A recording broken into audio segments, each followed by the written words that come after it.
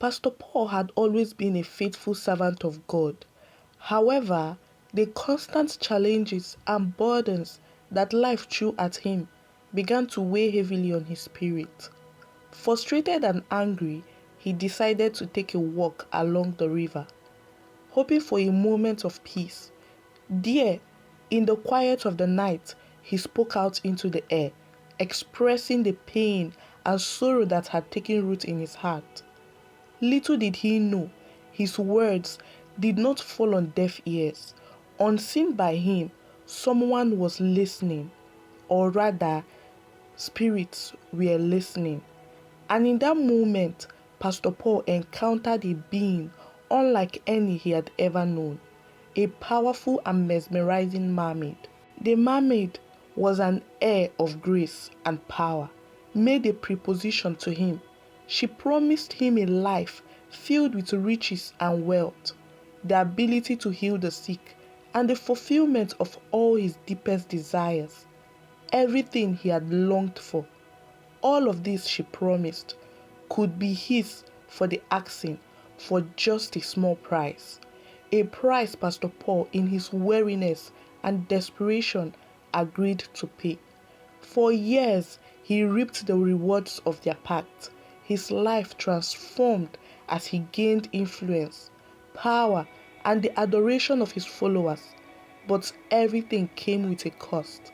And when the time came for the mermaid to collect her due, a demand was made. A demand that would unravel everything Pastor Paul had built.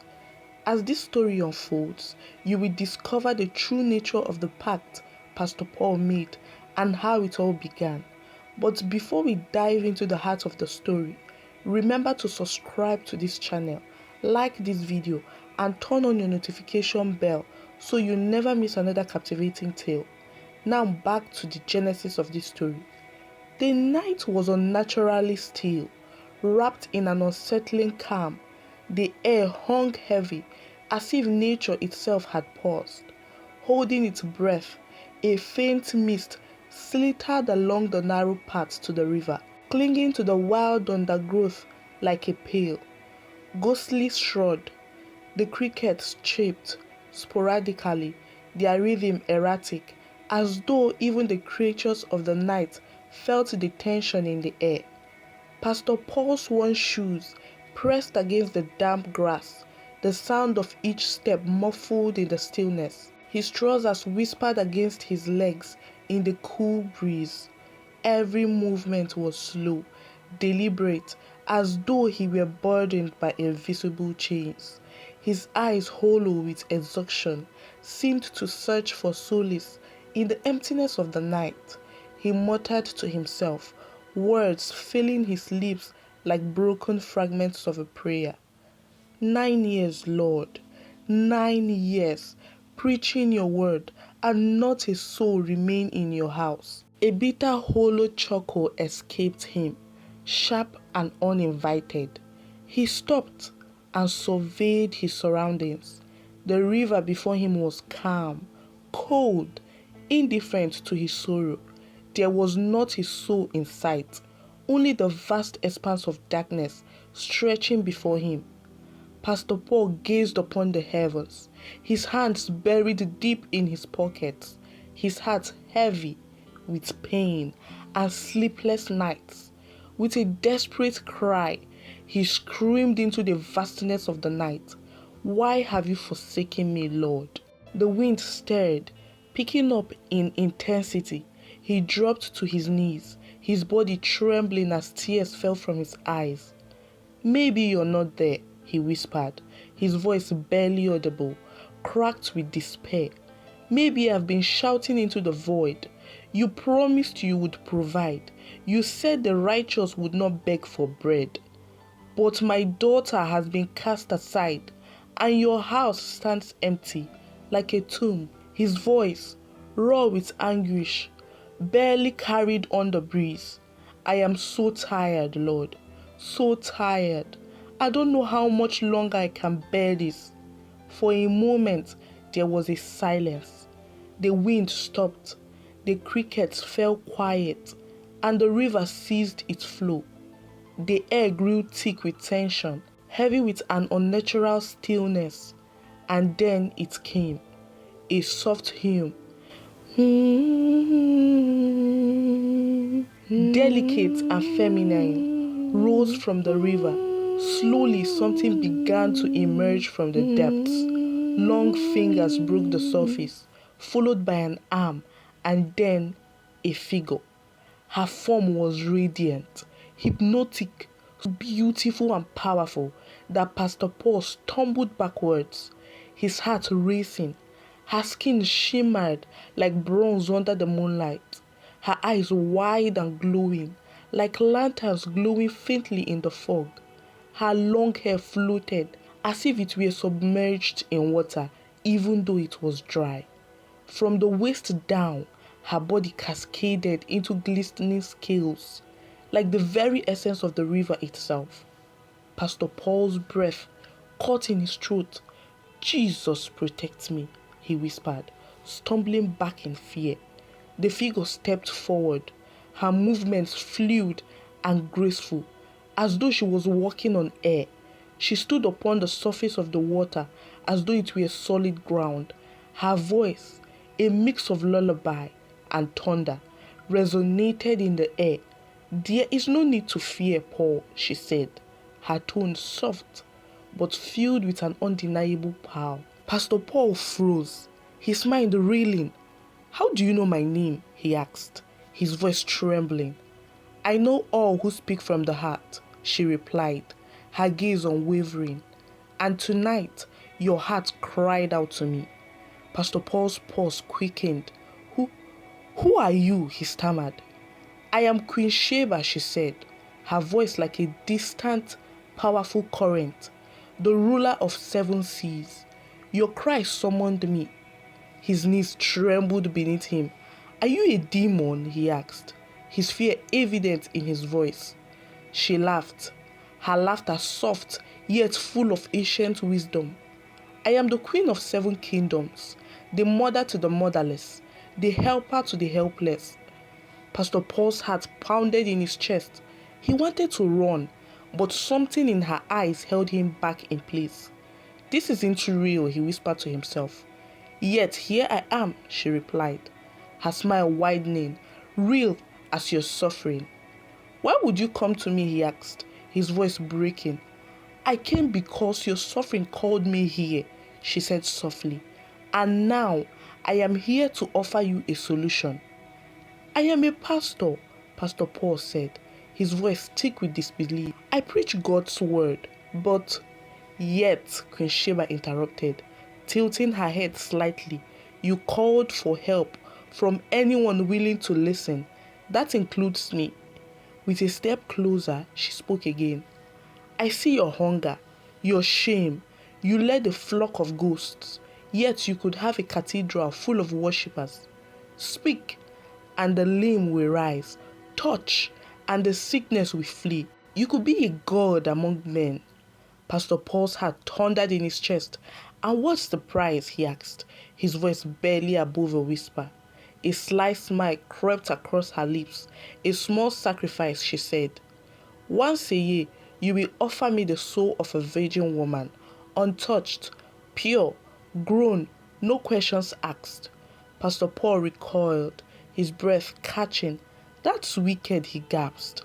"It's a trade," she replied calmly. "Nothing more. Refuse, and you will remain forgotten. Your daughter will die, your church will rot, and you will beg for death, but it will always be out of reach."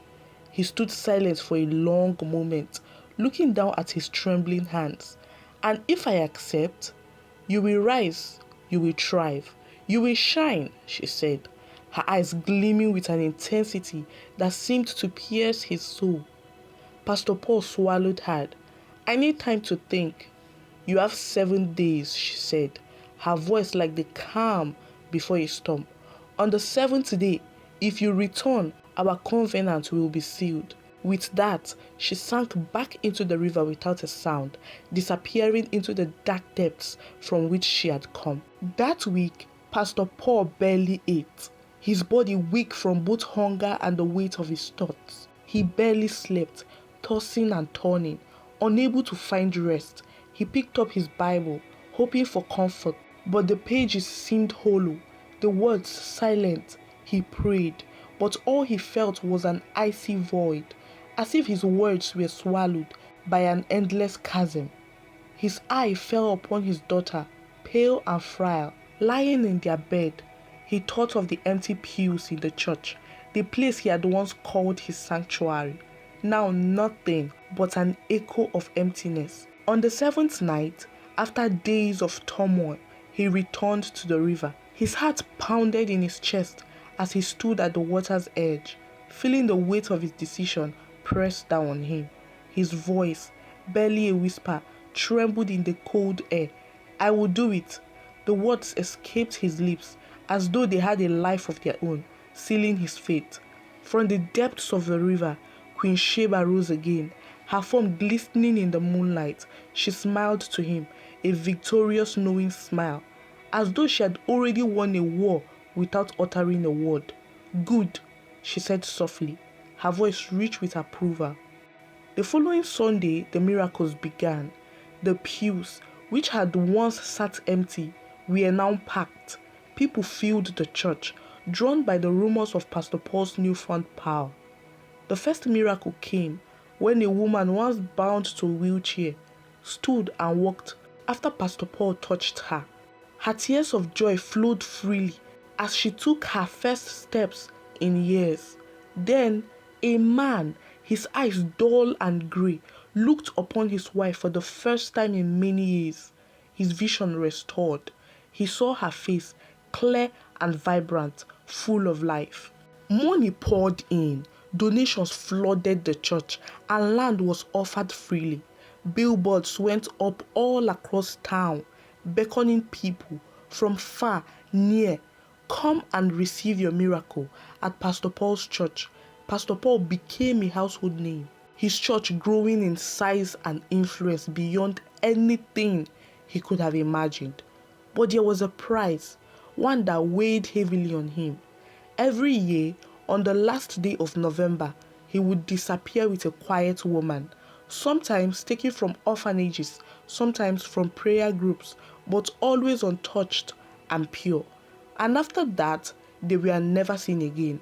He buried his guilt deep beneath the miracles, pushing it further down with each new blessing, each new miracle.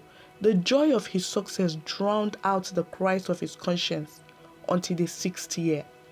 On November 30th, as the time for his annual ritual approached, Pastor Paul returned to the river.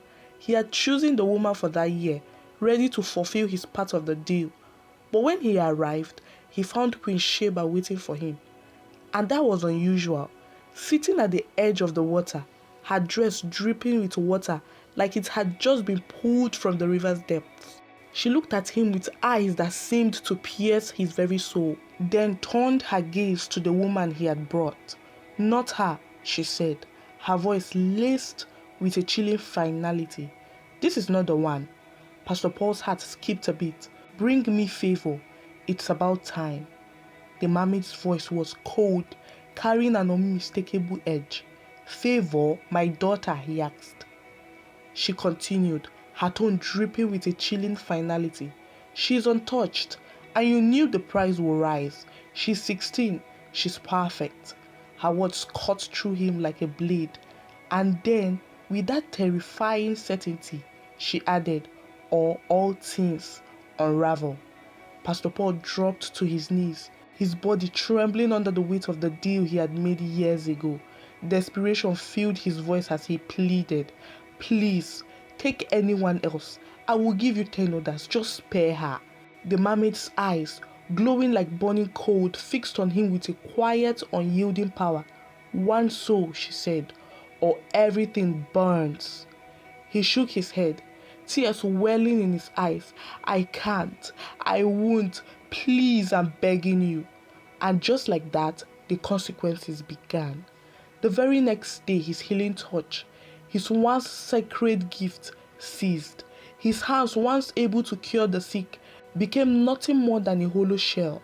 The crowds that had flocked to him scattered in fear, their faith shattered, News of his fall from grace spread quickly, bringing accusations, arrests, and demands for refunds from those who had come seeking miracles.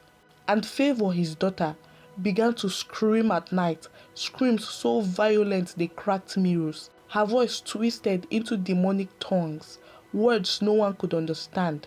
Her eyes rolled back into her skull, her body jerking unnaturally, as though controlled by some unseen dark force. Pastor Paul tried everything. He fasted and prayed and sought the help of other pastors, spiritualists, and traditional healers, but nothing worked. Every attempt to save his daughter failed. The queen had warned them all, speaking in whispers of how their entire families would be wiped out if she interfered between her and Pastor Paul. And so on September 30th, the next year, Pastor Paul returned to the river alone, broken and desperate. He hoped that by offering his own life, he could exchange it for his daughter's. As he stood there, the night pressing in around him, he dropped to his knees in mud. His voice lost with sorrow. "Take me," he begged. "Please, take me instead." For the first time, Queen Sheba's smile faltered, and in that moment, Paul saw something that chilled him to the very core. "You are not pure," she said, her voice as cold as the depths of the ocean. "You are nothing but rot now." Before he could respond, a shock wave of water erupted from the river, knocking him backward with force. But despite his plea, Queen Sheba did not take him. Instead, she disappeared into the night, leaving him alone and trembling. When Pastor Paul woke, the first words that left his lips were his daughter's name, barely a whisper. "Favor." He pushed himself to his feet, stumbling towards home, his heart pounding in his chest. He ran through the door, praying that somehow, she was unharmed. But what he found when he entered shattered him. Favor, his beloved daughter, was dead. Her body lay stiff and cold, unyielding in its stiffness. A desperate cry tore through him as he collapsed beside her, his tears falling like rain. He wept, but nothing changed. She was gone. Anger boiled inside him, and he stormed to the ocean, his voice rising on a frenzy of rage and despair. "You did this, Queen Sheba," he shouted, cursing the river, the forces that controlled it. "You destroyed everything." But from the depths of the water, her voice answered, calm and unbothered. "You caused this, Paul, only if you had listened to me." His breath hitched, his mind reeling from the weight of her words. "She's not dead," Queen Sheba continued, her voice echoing from the water's surface. "Not yet. She is in a trance-like state, her spirit wandering until the day of her sacrifice comes. She will remain as she is." Pastor Paul's heart skipped a beat. Hope bloomed inside him like a fragile flower. Maybe, just maybe, there was still a chance to save her. He returned home, thoughts racing, filled with a renewed sense of purpose. For a week, he struggled to come up with a plan to save his daughter, but no solution came. In an act of utter despair, Pastor Paul made a decision. He went back to the river and, consumed by grief and hopelessness, took his own life. The water swallowed him whole, and in that moment, he found himself transported to Queen Sheba's kingdom, a dark otherworldly realm. There, in the heart of her domain, he fell to his knees before the queen, begging her for mercy. "Please," he pleaded, "spare my daughter. Take me, but don't let her die." Queen Sheba's eyes glowed with an airy, knowing light. "You're rotten, Paul, not fit for sacrifice." Her voice was almost gentle as she spoke, yet it cut through him like a blade. "I am pleased you killed yourself," she continued, her smile widening. "Now you will serve me for eternity." And so Pastor Paul's fate was sealed. He became a servant in Queen Sheba's kingdom, bound forever to her will, his soul lost to the darkness he had embraced. Favor lived, yes, but she did not truly live. Her eyes wide and glassy, remained locked in an eerie, permanent stare. She never spoke, she never blinked more than once. She moved with an unsettling stillness, like a spirit adrift in the world of the living. She walked as if she were floating, her feet barely touching the ground. And when she sat, it was as though she were waiting for something or someone. Often, she wandered to the very edge of the river, where her father had once bargained away his soul. Sitting silently, staring into the waters, as if drawn by a force she could neither understand nor resist. It was on one such night, when the moon had gone dark and the stars seemed to blink out one by one, that the whispers returned. Pastor Paul, curled beneath the ground, underwater, now ancient and forgotten, felt the presence of something stirring in the air. A strange wind swept through the river, carrying with it a sound, soft and distant at first, but unmistakable. It was a song, a haunting melody that seemed to seep into his very soul. His eyes snapped open. "No," he whispered, his voice crackling with fear. "Not again." Instinctively, his gaze turned towards the queen. His curse, his torment, the air around him thickened, the sound of the song growing louder, now mingled with splashing of water.